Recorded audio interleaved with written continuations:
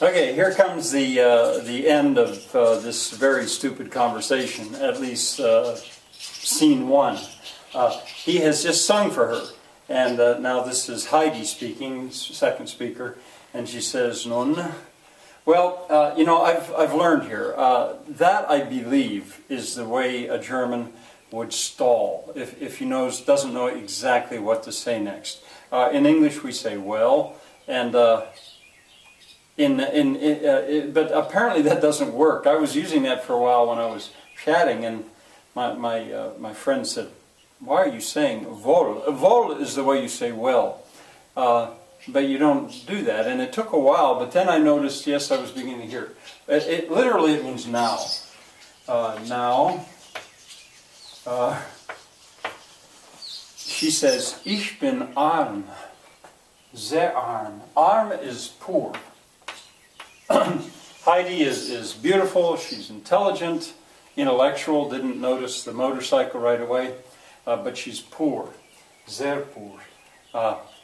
Then she sort of, I put that in parentheses because she's kind of just thinking that to herself. And then she says, "Du hast mir eine Rose gegeben."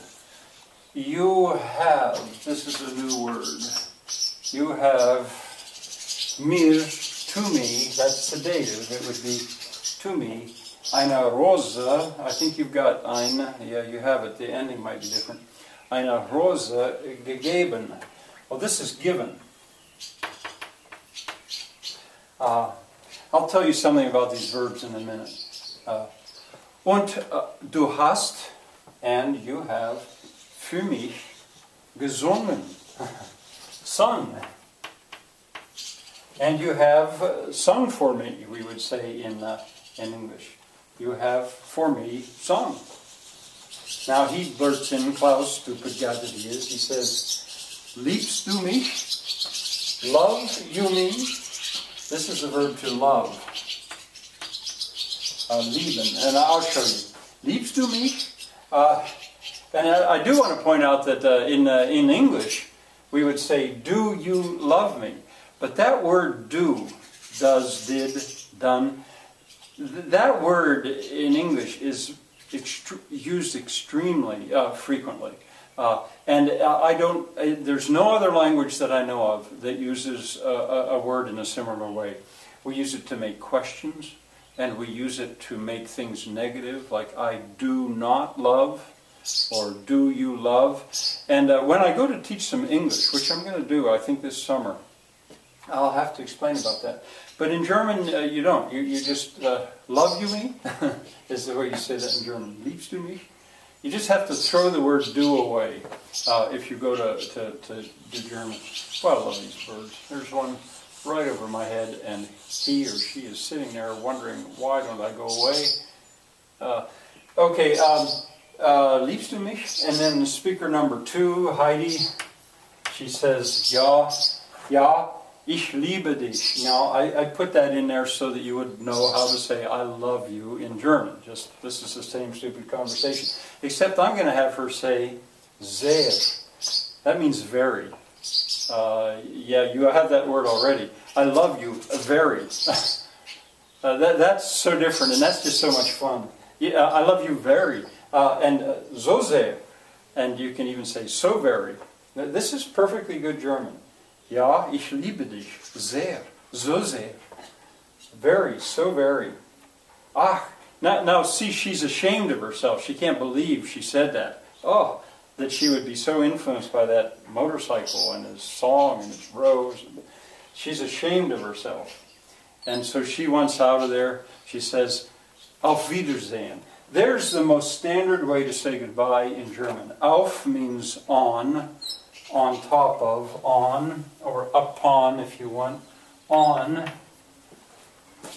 Wieder is again, wieder. And sehen is to see. Sehen, on again to see. It is so much like the way you would say it in Spanish or in French. Auf Wiedersehen, upon the again seeing. Well, there are many ways to say goodbye in German. That's the most standard one. But But he hopes to see her sooner than that, so he's going to use a different form. He could say until soon, until later, bis später, but he's going to say bis morgen, until tomorrow. And I'm not sure if that's capitalized or not. I think it should be, but I'm not sure. Anyway, bis means until. It is a preposition, and morgen is morning. Until morning. Until tomorrow. Well, I say morning, but it also means tomorrow. And I guess in this case it would be tomorrow. Guten Morgen. It would be der Morgen. Okay. All right. What do we have? Nun is well, it's being used here as an interjection, but you could call it an adverb. It means now. So adverb or interjection. Ich bin arm. Arm is an adjective. It means poor. Sehr arm. Du hast. The verb here is haben. And it is to have. And why I put that in here is because this gives you the past tense. That has already happened. And in German, it's like English. You have given. Du hast gegeben. You have, and this du hast, this would be the second, this would go here. Ich would be ich habe, du hast. Mir eine Rose gegeben. Now, gegeben, the verb here is geben. That means to give. To give. But the past participle. Now, again, if you studied English with me back in December, the past participle, it's like given. This would be to give. Given is gegeben. And geben. And it is so regular in German that a past participle begins with ge. Just like in English, so often the past participle ends in an ed, like you see wa, de. That happens so commonly in English. Well, in German, very commonly, almost always. No, that's not true. But very commonly, past participles begin with that. So this would be given. You have me a rose given. Und du hast für mich gesungen. And you have for me sung. Now here we've got a past participle once again. Zungen. The verb is singen. To sing. And the past participle is gesungen. Gesungen, that means sung. There is the ge, but notice that the vowel changes. Again, if you followed my teaching back in December, that's called mutation. And in German, it is all over the place. In English, we have it in a word like the man, the men. Man, man, the vowel mutates to men. It happens some in English. In German, it is very frequent. This verb, if I say I sing, it would be ich singe. Yesterday, ich sang. Ich habe gesungen. I have sung. So singen, sang, gesungen. Those are called the principal parts, and when I go on in German, I'll deal with that. But anyway. These are called strong verbs, I think, when the verb actually changes. It doesn't just add a g at the front of it, but it actually changes. All right, und du hast für mich gesungen. Liebst du mich? Well, the verb is lieben. That means to love. And ich liebe, du liebst. Du liebst, this is the second person's singular. Du liebst. But by flipping it around, liebst du? Now you've got a question. Liebst du mich? Ja, ich liebe. See, there's the first person. Ich liebe dich. Sehr, so sehr. Ach. Auf Wiedersehen. Auf is a preposition. Auf. That means on.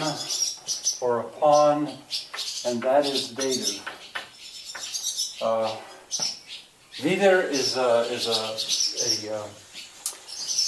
adverb. Wieder, it means again. Wieder, again. And sehen is the verb to see. Sehen equals to see. And that whole package, Auf Wiedersehen, could be regarded as an interjection meaning goodbye. Bis morgen.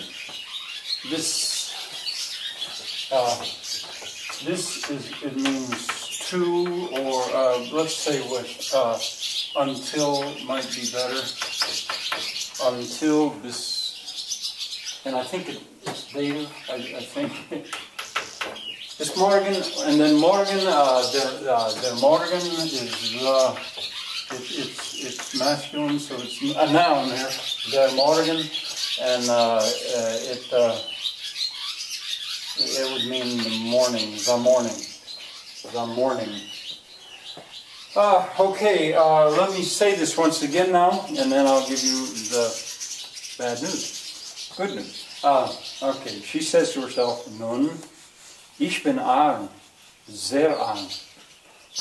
Du hast mir eine Rose gegeben und du hast für mich gesungen. Liebst du mich? Ja, ich liebe dich sehr, so sehr. Ach, auf Wiedersehen. Bis morgen.